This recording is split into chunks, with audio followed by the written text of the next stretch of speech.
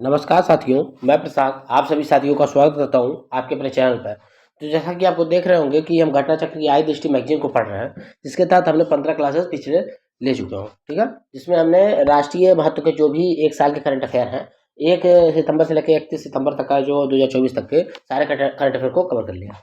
अब हमने अंतर्राष्ट्रीय घटनाक्रम को शुरू किया, जिसमें एक क्लास हमारी हो चुकी है। ठीक है, तो आज हम आगे बढ़ने वाले हैं। ठीक है, यह क्लास आपकी आगामी पेपर यूपीपीसीएस का प्री और बीपीएससी के लिए बहुत ही लाभप्रद होगा। बीपीएससी के पेपर के पहले इसको कोशिश किया जाएगा कि ऑलमोस्ट खत्म हो जाए, नहीं तो अगर यूपीपीसीएस का पेपर के पहले तो ये पेपर आराम से खत्म ही हो जाएगा। ठीक है, तो सभी साथियों से अनुरोध है कि आप ज़्यादा चैनल को सब्सक्राइब करें, ज़्यादा वीडियो को शेयर करें, ज़्यादा लाइक करें। आप हमारे टेलीग्राम चैनल, व्हाट्सएप चैनल को जरूर ज्वाइन करके रखें, और अगर कोई क्वेश्चन पूछना चाहते हैं तो मुझे इंस्टाग्राम पे फॉलो कर सकते हैं, वहाँ पे क्वेश्चन अपना डाल सकते हैं, मैं आपको उसका आंसर अवश्य दूंगा। चलिए शुरू करते हैं आज की क्लास को। एक सेकंड देंगे। चलिए आज की क्लास शुरू करने वाले हैं हम भारत वियतनाम में से रिलेटेड जो भी करंट अफेयर हैं। तो हम आज पढ़ने वाले हैं भारत वियतनाम के बारे में। जो भी करंट अफेयर होगा, भारत राष्ट्रीय, भारत रूस के अलावा, और आगे बढ़ते हैं, भारत रूस, भारत ग्रीस, भारत यूएई और इसके साथ भारत यूएई तक हम इस क्लास में पढ़ने वाले हैं। ठीक है, क्योंकि दो टॉपिक बड़े हैं, भारत रूस और भारत यूएई। ठीक है, इसीलिए 5 ही टॉपिक हो पाएंगे। वैसे 4 ही होते हैं, लेकिन हम 5 इसमें करेंगे क्योंकि जल्दी जल्दी खत्म करना पेपर है। तो चलिए शुरू करते हैं आज क्लास को। भारत वियतनाम के बारे में पढ़ने वाले हैं।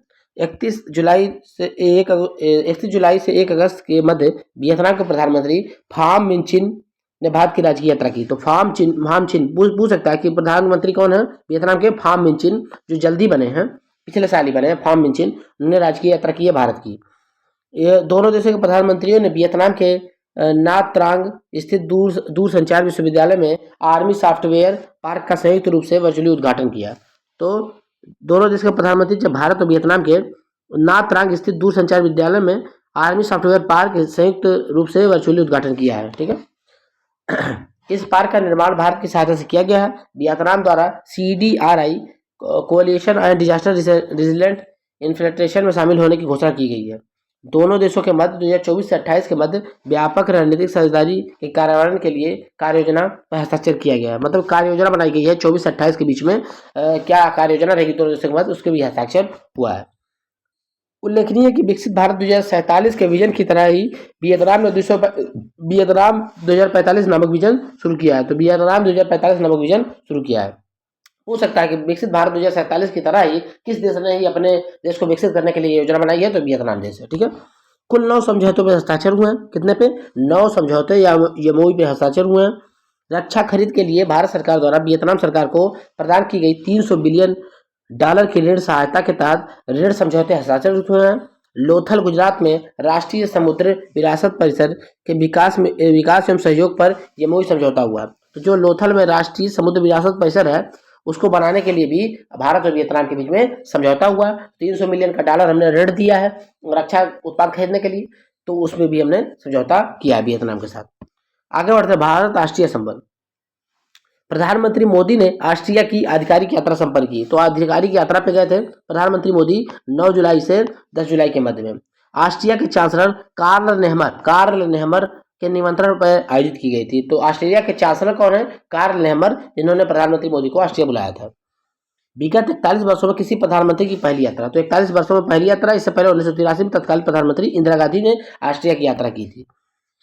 इस यात्रा के दौरान भारतीय प्रधानमंत्री ने ऑस्ट्रिया के प्रधानमंत्री अलेक्जेंडर वान डेन बेलेन और ऑस्ट्रिया के प्रसिद्ध भौतिक विज्ञानी एवं वर्ष 2022 में भौतिकी क्षेत्र में नोबेल पुरस्कार विजेता एंटोन जेलिंगर से भी मुलाकात की। तो उनके राष्ट्रपति से भी और भौतिक विज्ञानी एंटोन जेलिंगर से। तो महत्वपूर्ण है कि ऑस्ट्रिया के राष्ट्रपति कौन है?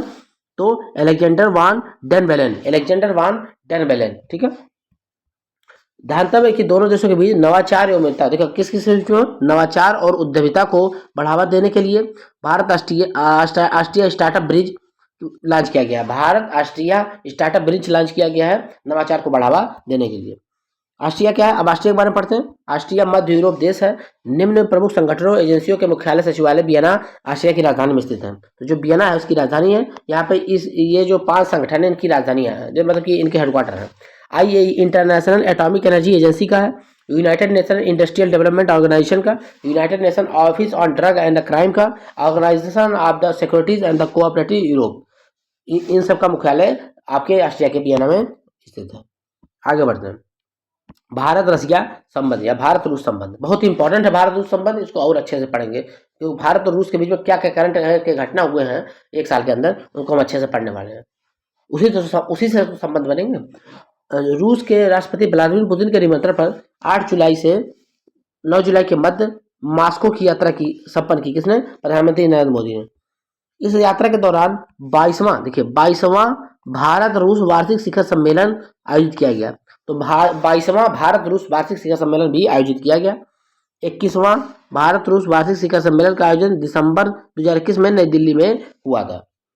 22वें भारत रूस वार्षिक शिखर सम्मेलन के पश्चात संयुक्त वक्तव्य जारी किया गया, जिसका शीर्षक था भारत रूस। जब 22वां भारत रूस वार्षिक सम्मेलन हुआ तो संयुक्त वक्तव्य जारी, जिसका शीर्षक क्या है? भारत रूस स्थायी एवं विस्तारित साझेदारी, India Russia enduring the expanded partnership.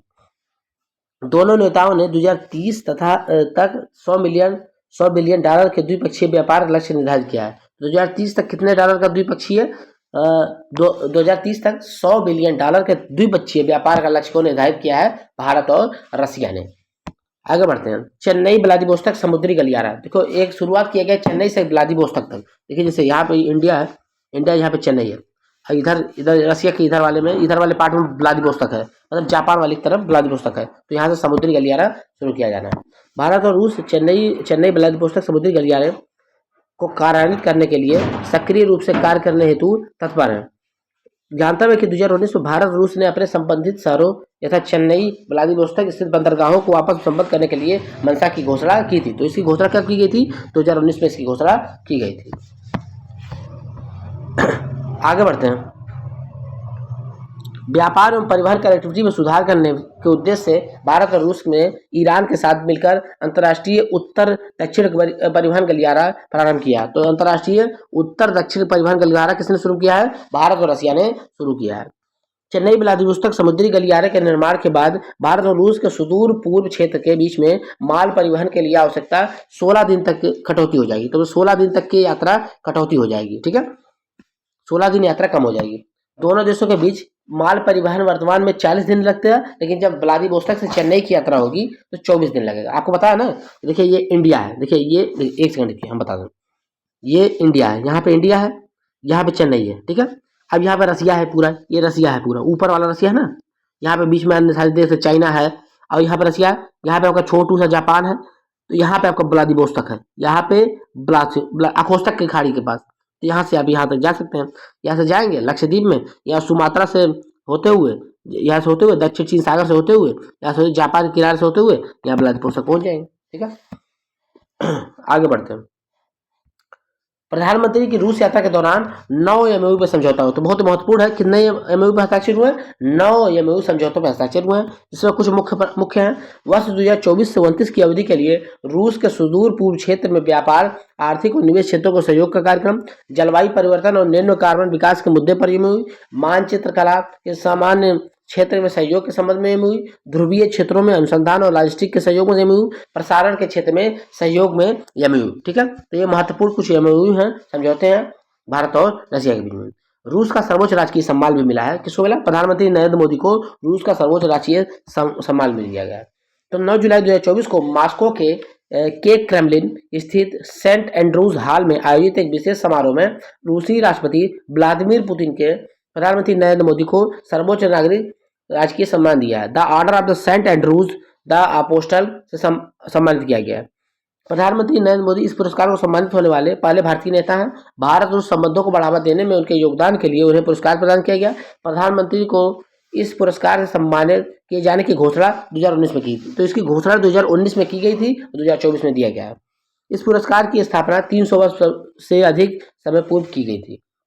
रूस में 2 नए भारतीय वाणिज्यिक दूतावास। 9 जुलाई 2024 को मॉस्को में प्रधानमंत्री नरेंद्र मोदी ने भारतीय समुदायों के लोगों को संबोधित किया। अपने इस संबोधन के दौरान प्रधानमंत्री ने रूस में 2 नए भारतीय वाणिज्यिक दूतावास को स्थापित किए जाने की घोषणा की है।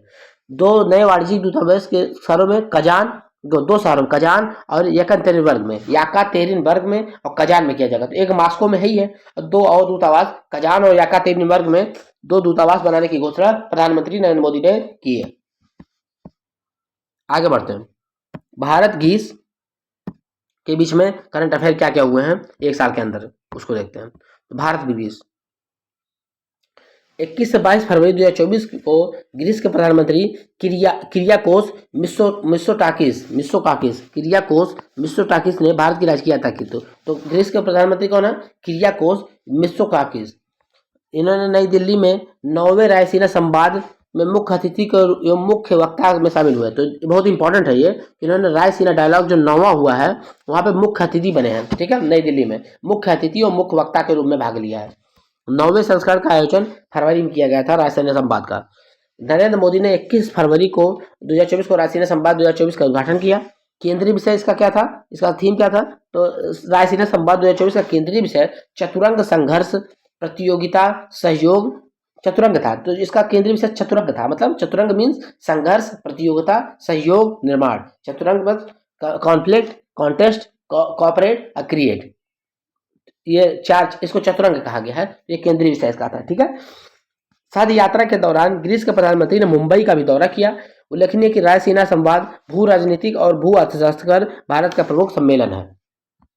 तो रायसीना डायलॉग क्या है?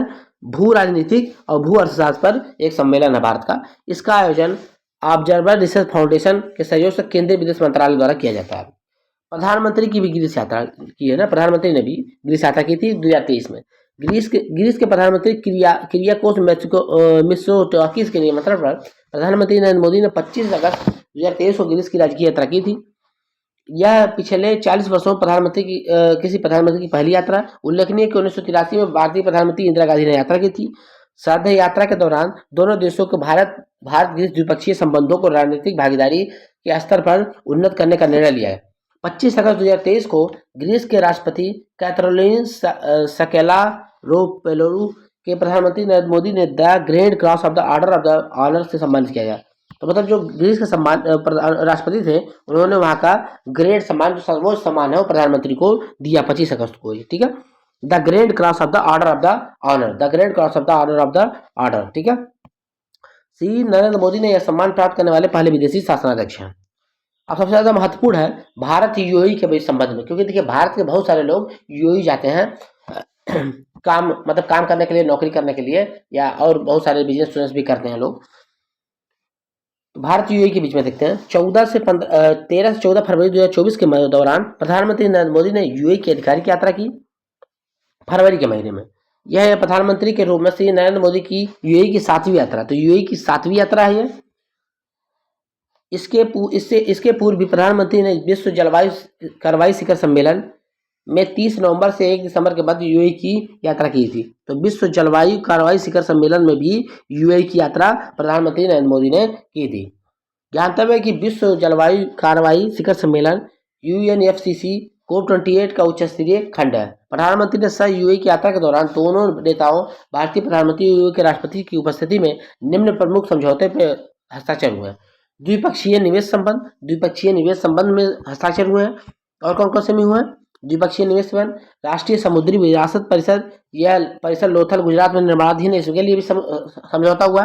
त्वरित भुगतान प्लेटफॉर्म यथा यूपीआई और आनी यूएई को आपस में संबंध करने के लिए समझौता। तो यूएई का जो आनी है और यूपीआई भारत का जो है, उसके बीच में समझौता के लिए भी हस्ताक्षर हुआ। इस समझौते के फलस्वरूप दोनों देशों के निर्बाध सीमा पार लेन देन की सुविधा प्राप्त होगी। 12 फरवरी 2024 को श्रीलंका एवं मॉरिशस में यूपीआई सेवा को लॉन्च किया गया था। तो 12 फरवरी में श्रीलंका और मॉरिशस में भी यूपीआई सेवा को लॉन्च किया गया था। घरेलू डेबिट कार्ड, क्रेडिट कार्ड यथा रुपे और जायवान यूएई को आपस में संबंध करने में समझौता होगा। इस समझौते से यूएई रुपे कार्ड की सार्वभौमिक स्वीकार्यता में वृद्धि होगी, ठीक है। आलाम मोदी, ये क्या है? आलाम मोदी क्या है? 13 फरवरी 2024 को अबू धाबी यूएई स्थित जायद स्पोर्ट्स सिटी स्टेडियम यूएई स्थित भारतीय समुदाय द्वारा प्रधानमंत्री नरेंद्र मोदी के सम्मान में अहलाम मोदी शीर्षक से एक कार्यक्रम आयोजित किया गया। तो अहलाम मोदी एक शीर्षक से एक मतलब एक कार्यक्रम आयोजन किया गया जायद sports city stadium UAE Abu Dhabi में, ठीक है। तो अहलाम मोदी के नाम से एक कार्यक्रम आयोजित किया गया। प्रधानमंत्री ने इस कार्यक्रम में भारतीय समुदाय को संबोधित किया। अहलाम मोदी कार्यक्रम प्रधानमंत्री ने दुबई में CBSE central board secondary education के एक क्षेत्रीय कार्यालय का भी शुभारंभ किया। तो अहलाम मोदी कार्यक्रम में एक सीबीएसई के एक क्षेत्रीय कार्यालय का भी उद्घाटन दुबई में किया गया। क्षेत्रीय कार्यालय का उद्घाटन हो सकता है सीबीएसई के क्षेत्रीय कार्यालय का उद्घाटन कहाँ किया गया है, प्रधानमंत्री ने किया तो दुबई में किया है। 14 फरवरी 2024 को प्रधानमंत्री नरेंद्र मोदी और यूएई के उपराष्ट्रपति प्रधानमंत्री एवं दुबई के शासक शेख मोहम्मद बिन राशिद अल मखतूम ने दुबई में भारत मार्ट पर का आभासी रूप से शिलान्यास किया है। भारत मार्ट दुबई स्थित एक मार्केट प्लेस है जिसका शुभारंभ वर्ष 2026 में प्रस्तावित है।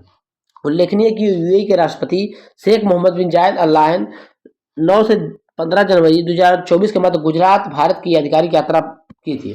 तो शेख मोहम्मद अल जायद अल नाहयान ने भी गुजरात की यात्रा की थी 9-10 जनवरी 2024 को। वाइब्रेंट गुजरात वैश्विक शिखर सम्मेलन के मुख्य अतिथि थे। वाइब्रेंट गुजरात वैश्विक शिखर सम्मेलन के मुख्य अतिथि कौन थे? तो शेख मोहम्मद जायद अल नाहयान क्या है, यूएई के राष्ट्रपति हैं। जानता है कि वाइब्रेंट गुजरात वैश्विक शिखर सम्मेलन 2024 का 10वां संस्करण था। 10 से 12 जनवरी 2024 के मध्य महात्मा मंदिर गांधीनगर में संपन्न हुआ। वर्ल्ड गवर्नमेंट समिट 2024, तो ये क्या है? 12 से 14 फरवरी 2024 के मध्य दुबई यूएई में वर्ल्ड गवर्नमेंट समिट 2024 का भी आयोजन किया गया। तो वर्ल्ड गवर्नमेंट समिट 2024 का भी आयोजन कहाँ पे किया गया? दुबई में। इसका 11वां संस्करण है। केंद्रीय विषय इसका था भविष्य की सरकारों को आकार देना। भविष्य की सरकारों को आकार देना। इस सम्मेलन में तुर्की, भारत एवं कतर मुख्य अतिथि थे। तुर्की, भारत और कतर मुख्य अतिथि थे। तो वर्ल्ड गवर्नमेंट समिट कहाँ हुआ है? यूएई दुबई में हुआ। भविष्य की सरकारों को आकार देना 11वां संस्करण है। भारत, तुर्की, कतर इसके मुख्य अतिथि थे। प्रधानमंत्री नरेंद्र मोदी सम्मेलन में मुख्य अतिथि के रूप में भाग लिया। प्रधानमंत्री वर्ष 2018 में भी वर्ल्ड गवर्नमेंट समिट में भी मुख्य अतिथि के रूप में भाग ले चुके हैं। ठीक है, आगे बढ़ते हैं। बीएपीएस हिंदू मंदिर अबू धाबी में उद्घाटन किया गया। तो ये क्या है? 14 फरवरी 2024 को प्रधानमंत्री नरेंद्र मोदी ने अबू धाबी में यूएई में बीएपीएस हिंदू मंदिर का उद्घाटन किया। यह अबू धाबी में स्थित पहला हिंदू मंदिर है। साथ ही यह मध्य पूर्व में पहला पत्थर निर्मित पारंपरिक हिंदू मंदिर भी है। इस मंदिर का निर्माण बोचास नवासी श्री अक्षर पुरुषोत्तम स्वामीनारायण संस्था द्वारा किया गया है। तो बोचास नवासी श्री बीएपीएस का फुल फॉर्म क्या है? तो बोचास नवासी अक्षर पुरुषोत्तम स्वामीनारायण संस्थान द्वारा इसको किया गया है। यह मंदिर भगवान स्वामीनारायण को समर्पित है। ध्यानतव्य है कि स्वामीनारायण संप्रदाय की स्थापना भगवान स्वामीनारायण द्वारा गुजरात में की गई थी। ध्यानतव्य है कि भगवान स्वामीनारायण बचपन का नाम घनश्याम था, जिनका जन्म 3 अप्रैल 1781 में उत्तर भारत के छपिया नामक ग्राम में हुआ था। जानते हैं कि विश्व भर में फैले बीएपीएस के वैश्विक नेटवर्क में 1100 से अधिक मंदिर शामिल हैं। तो ये रहा आपकी आज क्लास के जो 5 टॉपिक थे उसको हमने अच्छे से संपन्न कर दिया है। ठीक है, अब आगे पढ़ेंगे। आगे क्लास में भारत फ्रांस से करंट अफेयर को शुरू करेंगे। तो आपको कैसे क्लास लगी आप ज़्यादा कमेंट बॉक्स में कमेंट करके बताएंगे। आप अपने कुछ सुझाव देना चाहते हैं तो कमेंट बॉक्स में उसको दे देंगे। आपके यूपीपीसीएस के पेपर से पहले या बीपीएससी का जो प्री है उसके पहले ही हम कोशिश करेंगे कि यह क्लास मतलब कि आपका करंट अफेयर खत्म हो जाए। अगर बीपीएससी पहले ना खत्म हुआ तो यूपीपीसीएस ऑलमोस्ट तो खत्म ही हो जाएगा 80%, लेकिन यूपीपीसीएस के पेपर से पहले आपका 100% यह खत्म हो जाएगा। ठीक है, तो आपको क्लास कैसी लगी आप कमेंट बॉक्स में ज़्यादा कमेंट करके बताएंगे। ज़्यादा वीडियो को शेयर करेंगे, ज़्यादा लाइक करेंगे, हमारे टेलीग्राम चैनल को ज़्यादा हमारे यूट्यूब चैनल को ज़्यादा सब्सक्राइब करेंगे, ज़्यादा टेलीग्राम में ज्वाइन होंगे। और अगर कोई क्वेश्चन पूछना चाहते हैं तो आप इंस्टाग्राम में हमको फॉलो करके मैसेज कर सकते हैं। ठीक है, तो मिलते हैं नेक्स्ट क्लास में। धन्यवाद।